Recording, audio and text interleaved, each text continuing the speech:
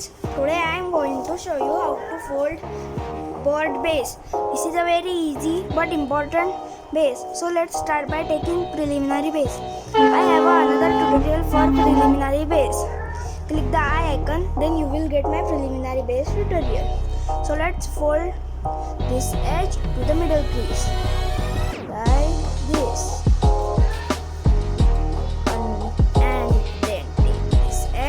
The middle crease like this. Then turn over and take this edge to the middle crease like this. Then take this edge to the middle crease like this. Then fold this flap down until it folds on these lines like this, and do the same with this side. Unfold and open this side and push the flaps inside.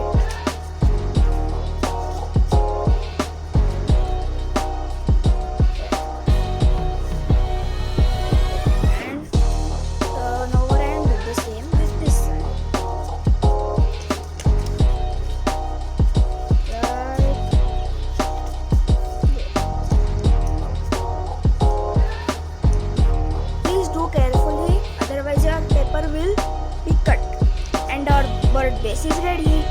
If you like the video, please like and subscribe to my channel, and I will meet you on my next video. Bye for today.